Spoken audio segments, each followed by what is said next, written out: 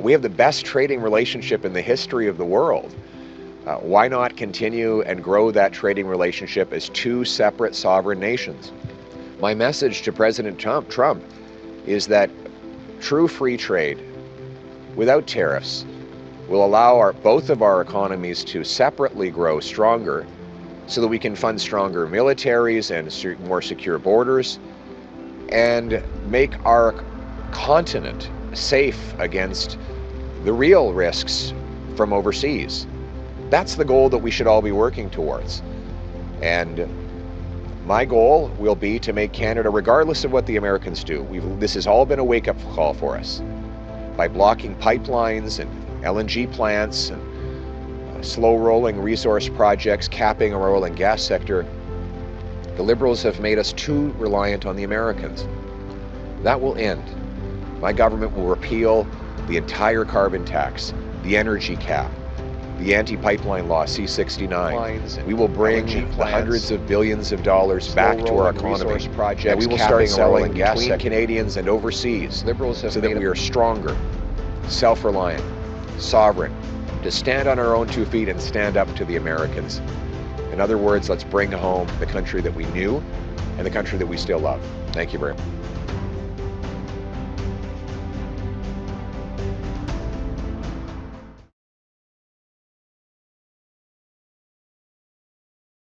Canada should be the richest country in the world.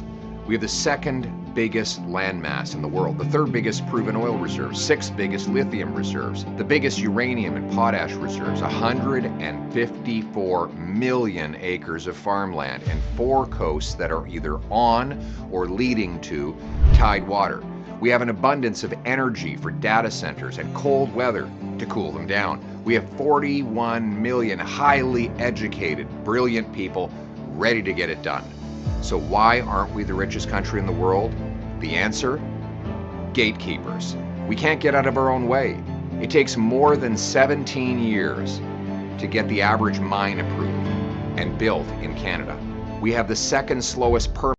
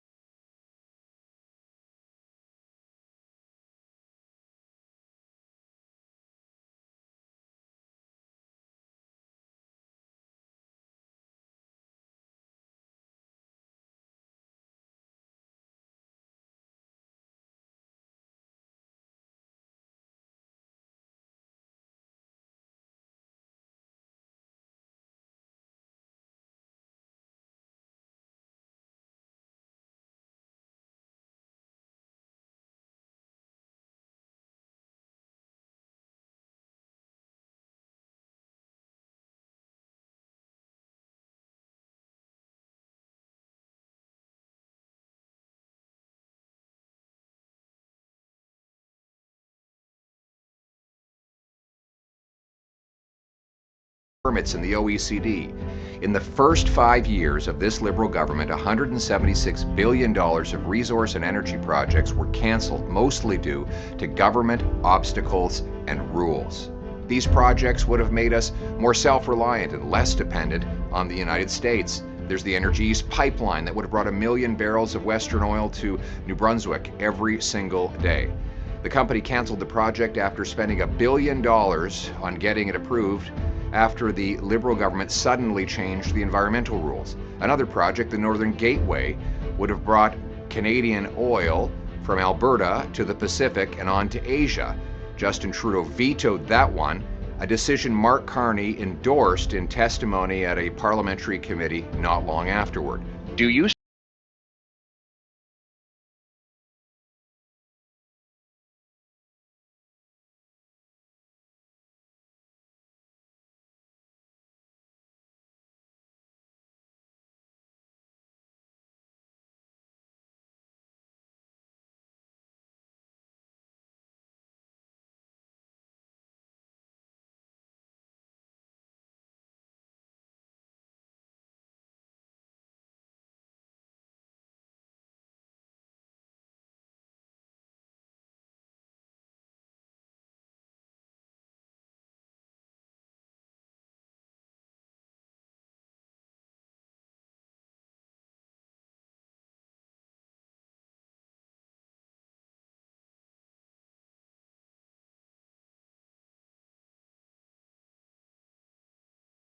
support the Prime Minister's decision to veto the Northern Gateway pipeline, Mr. Carney?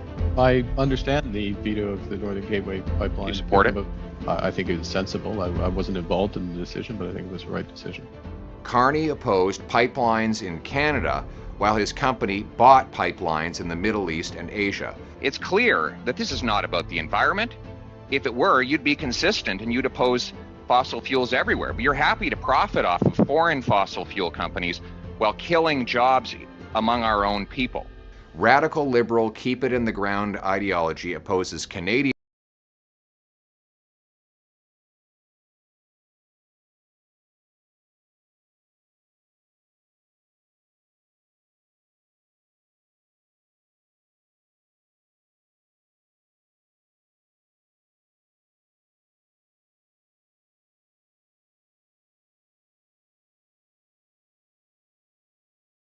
resources while supporting dirty foreign oil. Most of all, C-69, the liberal no new pipelines law, makes it effectively impossible to get any project approved. The consequence is that the U.S. gets 97% of our oil exports and 100% of our natural gas exports. Because we can't sell to anyone else, the Americans rip us off. They pay $63 a barrel for our oil, while the world price is $76. They pay $4 per million British thermal units, while the price in Europe is $15. Here's a simple equation for our liberal friends. When you sell something for $4.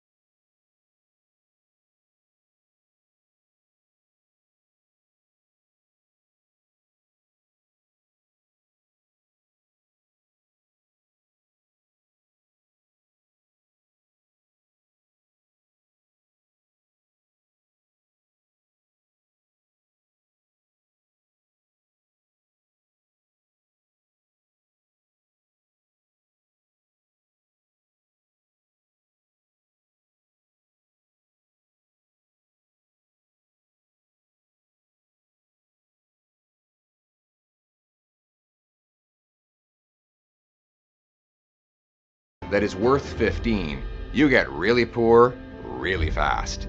And because we do not have an east-west pipeline, the oil Quebec buys from Alberta must run through American pipelines, meaning they could cut us off from ourselves at any time. Enough. Let's build Canada again. It's time to put Canada first. It's time to bring home our jobs, energy, and economic sovereignty. And that is what my Bring It Home economic plan will do. And so today I'm introducing the Canada Shovel-Ready Zones. Canada Shovel-Ready Zones will be areas already permitted for construction. Here's how we'll get it done. First, we will identify a spot that makes sense for, say, a power station, LNG plant, pipeline, or other major project. Second, we'll make sure it is a safe place that won't harm people or the environment. Third, my government will work with other levels of government to lock down the zoning and permits in advance. Fourth, we'll offer pre-permitting before even getting an application, so that permits could be published online with a checklist that businesses would have to complete in order to protect nature and people. Then, businesses could buy the land, move in, hire people, and build, knowing they already have the permits. Let me be clear about this. It's not that the permits will simply be faster, it's that they'll be already done. So think of an area that we identify that is perfect for liquefying and exporting gas. We would publish a permit online with the normal safety and environmental requirements. And then companies could come in immediately, buy the rights for it, and begin building, hiring local First Nations and other Canadians to generate the paychecks in order to liquefy that gas, ship it off to Asia in order to break Asian dependence on coal, or send it off to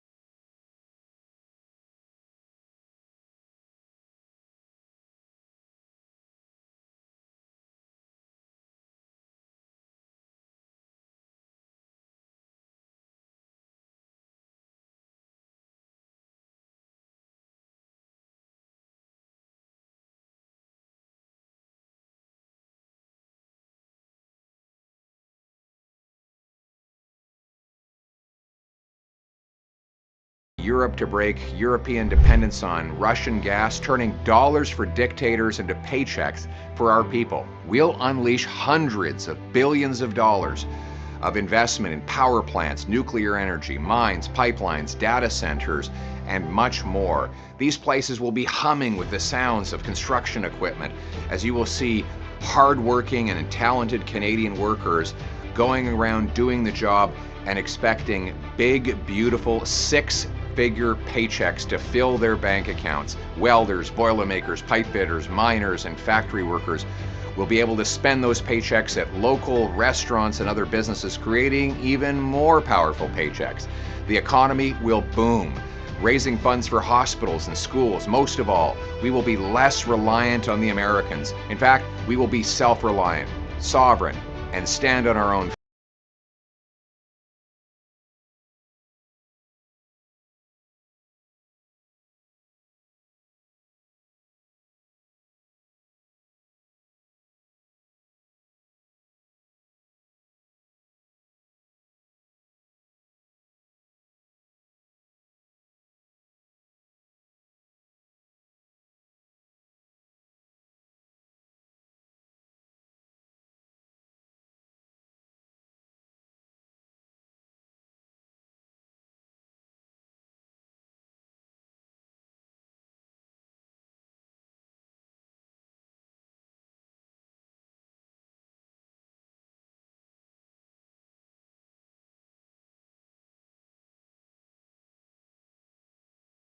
feet to stand up to the Americans and stand up for ourselves, for a change. And we will restore Canada's promise that hard work gets you a great life in a beautiful home, on a safe street protected by solid borders and brave troops under a proud flag. Canada, let's bring it home.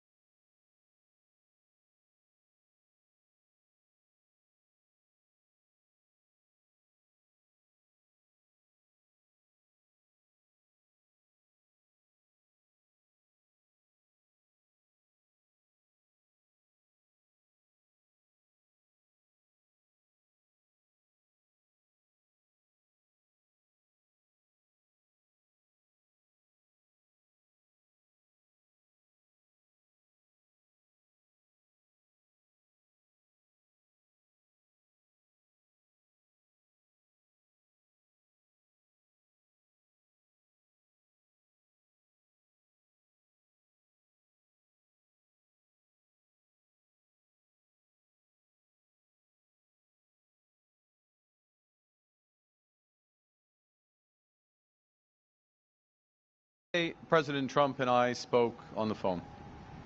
We had a very... Okay.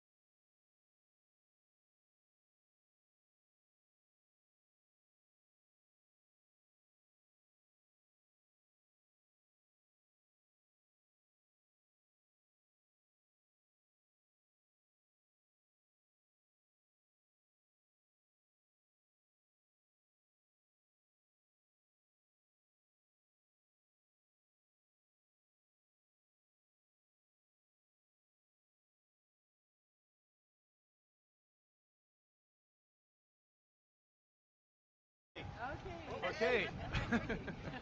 Tout le monde est prêt. OK. Alors, bonjour tout le monde. Hello, everyone. Today, President Trump and I spoke on the phone. We had a very constructive discussion, and we agreed to begin comprehensive negotiations about a new economic and security relationship between our two sovereign countries immediately following the federal election. You've said that you wouldn't sit down with Mr. Trump and talk to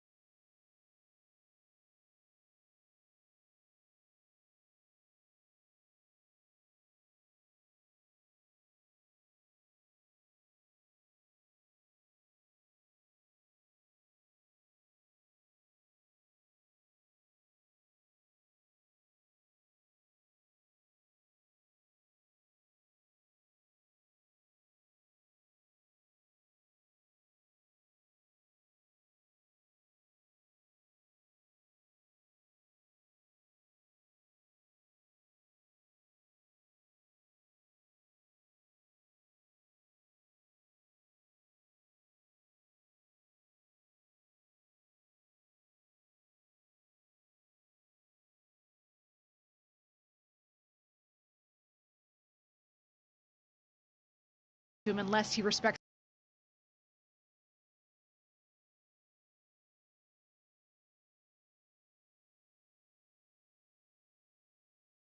Canada's sovereignty. Did you convey that to the president today? And if so, what did he say? The President respected Canada's sovereignty today, both in his private and public comments. Right now,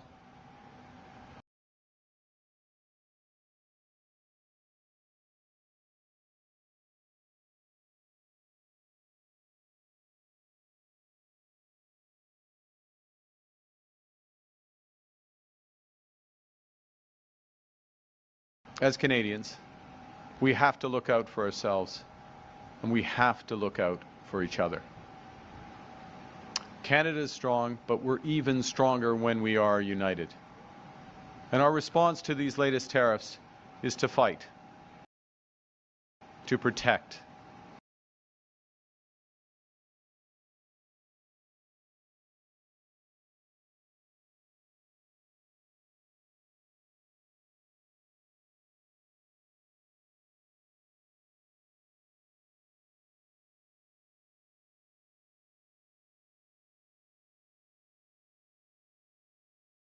and to build.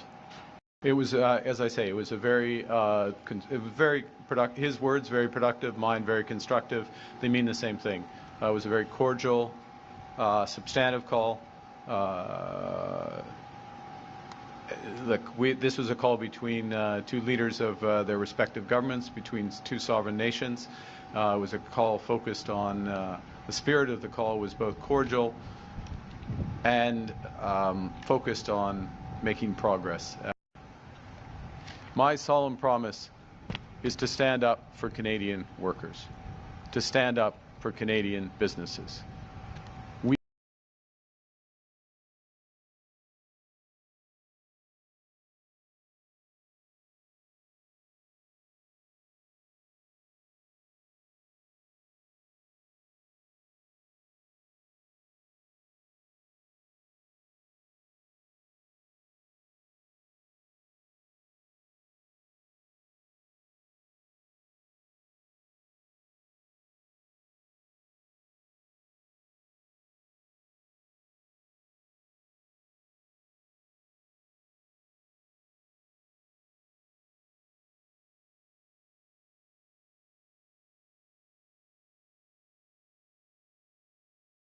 We will stand up for our history, our values, and our sovereignty. That we will never have discussions with respect to supply management. It's off the table. And what one needs to ensure that is to have a government and a prime minister with that commitment, with a strong mandate. Thank you. Over the coming weeks, months, and years,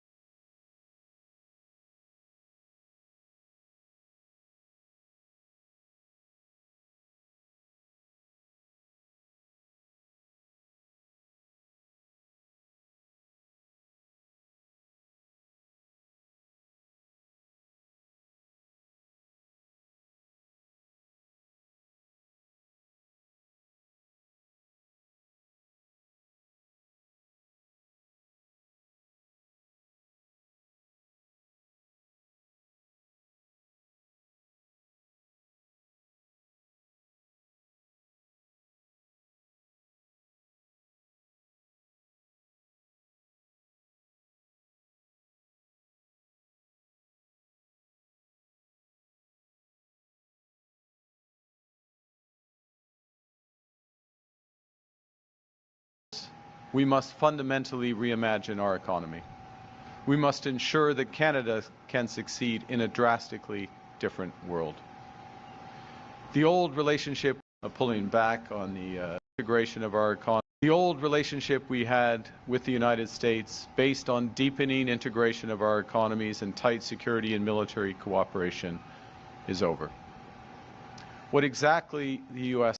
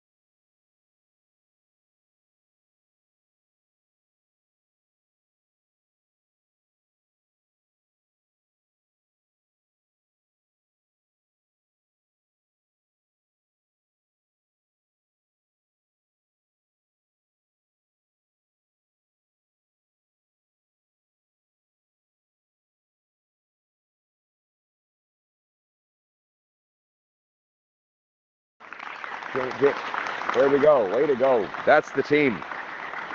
C'est l'équipe conservatrice manitobaine. Oh, Marty, the great Marty Morans. How could I forget? Marty was the man who first called the inflation crisis. He was the one at the Finance Committee who said, give him a round of applause.